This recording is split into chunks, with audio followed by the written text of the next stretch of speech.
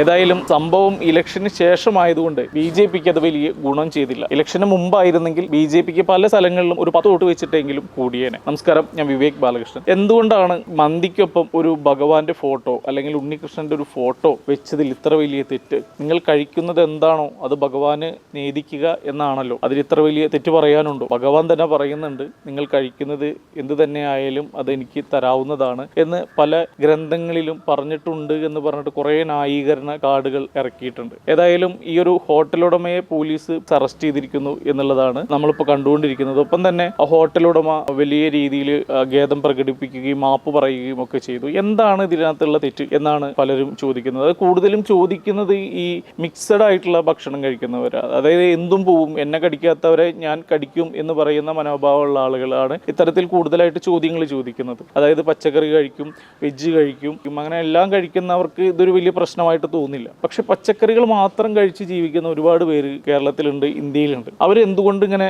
കഴിക്കുന്നു എന്ന് ചോദിച്ചു കഴിഞ്ഞാൽ അവർ ആരാധിക്കുന്ന ദൈവത്തോട് അത്രയും സ്നേഹമുള്ളത് കൊണ്ടും ആ ദൈവത്തിന്റെ പാത തുടർന്നു പോകണം എന്ന് ആഗ്രഹിക്കുന്നത് കൊണ്ടുമാണ്. അപ്പൊ സ്വാഭാവികമായിട്ടും അവരുടെ കാഴ്ചപ്പാടിൽ മൃഗങ്ങളെ കൊന്നു കഴിക്കുന്നത് ഒരു പാപമാണ്. മാത്രമല്ല മനുഷ്യ ശരീരം അത്തരത്തിലെ രീതിയിലല്ല എന്ന് അവർ മനസ്സിലാക്കുന്നു. മാത്രമല്ല നിങ്ങൾ കഴിക്കുന്നത് എന്താണോ അതാണ് നിങ്ങൾ എന്ന് പറയാറുണ്ട്. അപ്പൊ അങ്ങനെ നോക്കുമ്പോൾ മൃഗങ്ങളെ കഴിക്കുമ്പോൾ മൃഗത്തിന്റെ സ്വഭാവം ഉണ്ടാവും എന്നുള്ളൊരു തെറ്റിദ്ധാരണയാവാം. അത്രയും എന്താ പറയുക, പരിപാവനമായിട്ടുള്ള ദൈവമാണ് ഞങ്ങളുടെ ദൈവം, അതുകൊണ്ട് ഞങ്ങൾ അദ്ദേഹത്തിന്റെ പാത പിന്തുടരുന്നു, ഞങ്ങൾ അങ്ങനത്തെ ഭക്ഷണമാണ് കഴിക്കുന്നത് എന്നാണ് അവരുടെ ഒരു കൺസെപ്റ്റ്. അതാണ് നമ്മൾ ഭഗവാന് കാണിക്കുന്ന അല്ലെങ്കിൽ ഭഗവാനോട് ഇഷ്ടം നമ്മളുടെ പ്രകടിപ്പിക്കുന്നത്, അദ്ദേഹത്തിനെ നമ്മൾ ആരാധിക്കുന്നതൊക്കെ ആ രീതിയിലാണ്. ഒരുപാട് പേര് ചന്ദനക്കുറിയും അതുപോലെ തന്നെ വലിയ രീതിയിൽ രക്തചന്ദനം അതുപോലത്തെ ഒരു വലിയ കുറികളൊക്കെ ഇട്ടിട്ട് ഇതുപോലെ മന്തി കടകളിൽ പോയി നല്ല രീതിയിൽ നോൺ വെജ് ഒക്കെ കഴിക്കുന്ന ഇഷ്ടം പോലെ ആളുകളുണ്ട്. അത് കണ്ടിട്ട് അതും കൂടി കണക്ട്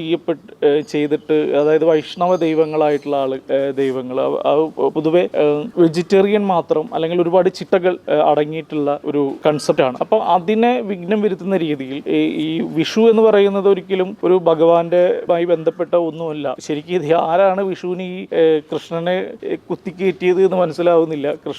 വിഷു എന്ന് പറയുന്നത് ശരിക്കും ഒരു കാർഷിക ഉത്സവമാണ്. അപ്പോൾ അതിന്റെ ഭാഗമായിട്ട് എവിടെയാണ് ഈ ഒരു കൃഷ്ണൻ വന്ന് പ്രത്യക്ഷപ്പെട്ടത് എന്നുള്ളത് എനിക്കറിയില്ല. അറിയാവുന്നവരുണ്ടെങ്കിൽ ഒന്ന് പറഞ്ഞു തന്നാൽ നന്നായിരിക്കും. അപ്പോൾ പക്ഷേ നമ്മൾ പൊതുവെ വിഷുക്കണി അല്ലെങ്കിൽ വിഷുവിന്റെ ആഘോഷങ്ങൾ വരുമ്പോൾ വിഷുക്കണി കാണുക എന്നൊക്കെ പറയുമ്പോൾ അത് ഭഗവാന്റെ ഒരു വിഗ്രഹം വെച്ചിട്ട് നമ്മൾ കണി കാണുന്നു എന്നുള്ളതൊക്കെയാണ്. സ്വാഭാവികമായിട്ടും ഒരു ബിസിനസ് വർക്കൗട്ട് ചെയ്യാൻ അല്ലെങ്കിൽ ബിസിനസ് വിജയിക്കാൻ വേണ്ട കാര്യങ്ങൾ എന്ന് പറയുമ്പോൾ അതിന് മെയിനായിട്ട് പരസ്യം തന്നെയാണ്. അപ്പോൾ അത്തരത്തിലുള്ള പരസ്യങ്ങൾ കൊടുക്കുമ്പോൾ ഇതുപോലത്തെ ആഘോഷങ്ങൾ നമുക്കറിയാം, ഹൈന്ദവരല്ലാത്ത ഒരുപാട് പേര് നമ്മൾ സോഷ്യൽ മീഡിയയിലൊക്കെ തന്നെ വിഷു ആശംസിച്ചിട്ട് പോസ്റ്ററുകൾ ഇടാറുണ്ട്. അവരെല്ലാവരും തന്നെ പച്ചക്കറികളും കണ്ണാടികളും ഒക്കെ വെച്ചിട്ടാണ്. അവിടെ എവിടെയും ഒരു കൃഷ്ണ ഭഗവാനെ അവർ വെക്കുന്നതായിട്ട് കാണാറില്ല. ഞാൻ പലപ്പോഴും അത് ശ്രദ്ധിച്ചിട്ടുണ്ട്. ഒരുപാട് ഹിന്ദുക്കളല്ലാത്ത ആളുകൾ വിഷു ആശംസിക്കുമ്പോൾ അവരുടെ ഒരു പോസ്റ്ററിലൊന്നും തന്നെ നമുക്ക് ഒരു കൃഷ്ണനെയോ അല്ലെങ്കിൽ ഒരു ഉണ്ണിക്കണ്ണനെയോ ഒന്നും കാണാൻ കഴിയില്ല. അപ്പോൾ കുറേം കൂടെ ഒരു ബെറ്റർ ആയിക്കോട്ടെ എന്ന് കരുതിയിട്ടായിരിക്കണം ഇത്തരത്തിലൊരു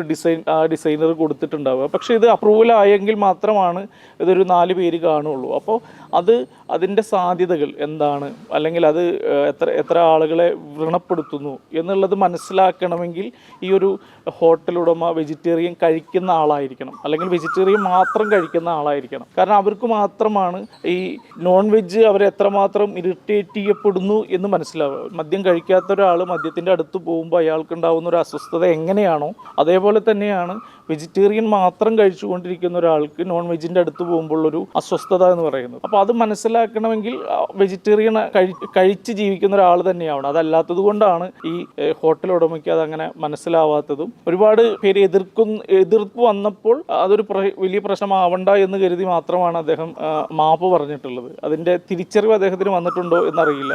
അതിൻ്റെ ഒരു അവബോധം ഉണ്ടെങ്കിൽ ഒരിക്കലും ഇത് ചെയ്യില്ല. അതിൻ്റെ ഒരുപാട് ബോധമുള്ള ആളുകൾ നമ്മുടെ കേരളത്തിൽ ഉള്ളത് കൊണ്ടാണ് ഞാൻ നേരത്തെ പറഞ്ഞ പോലെ അവരുടെ കണികളിലൊന്നും തന്നെ ഉണ്ണിക്കണ്ണനെ വെക്കാത്തത്. ഉണ്ണിക്കണ്ണൻ ഒരിക്കലും ഈ ഒരു കണിയുമായിട്ടോ വിഷുവുമായിട്ടോ യാതൊരു ബന്ധവുമില്ല എന്നാണ് ഞാൻ മനസ്സിലാക്കുന്നത്. അപ്പോൾ സ്വാഭാവികമായിട്ടും കേരളത്തിൽ RSS പോലെയുള്ള അല്ലെങ്കിൽ BJP പോലെയുള്ള വർഗീയതകളെ വളർത്താൻ ഇതുപോലത്തെ സംഭവങ്ങൾ കാരണമാകുന്നു എന്നുള്ളതാണ്. അപ്പോൾ അതിൽ നമ്മൾ മുസ്ലിം സഹോദരങ്ങളാണ് കൂടുതലും ഇത്തരത്തിലുള്ള വർഗീയതകളെ വളർത്താൻ വേണ്ടി വളമിട്ട് കൊടുക്കുന്നത്. അവിടെ ഒരു കണ്ണനെ വെച്ചിട്ടില്ലെങ്കിൽ ഒന്നും സംഭവിക്കാൻ പോകുന്നില്ല. എന്തിനാണ് വെറുതെ പുലിവാല് പിടിക്കാൻ വേണ്ടിയിട്ട് ഇതുപോലത്തെ ഓരോ സംഭവങ്ങൾ ഉണ്ടാക്കുന്നത് എന്നാണ് പറയാനുള്ളത്. ഏതായാലും ചെയ്തത് അല്ലെങ്കിൽ ആ ഡിസൈൻ ചെയ്ത ആളുടെ ഒരു അറിവില്ലായ്മ അല്ലെങ്കിൽ അവരത് അപ്രൂവൽ ചെയ്തത് കൊണ്ടാണ് ആളുകൾക്ക് എത്തിയത്. അപ്പോൾ അവരും അത് വേണ്ട രീതിയിൽ ചിന്തിച്ചിട്ടില്ല എന്ന് തന്നെയാണ് മനസ്സിലാക്കേണ്ടത്.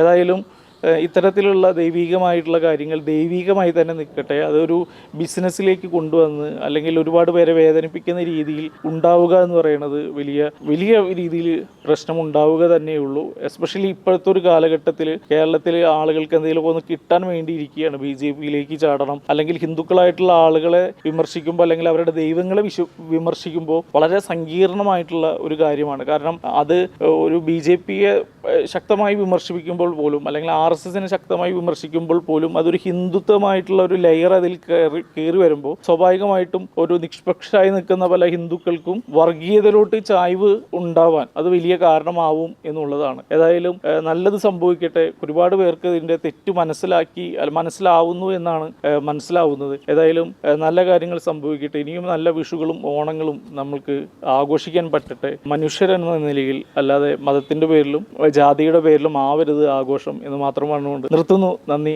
നമസ്കാരം.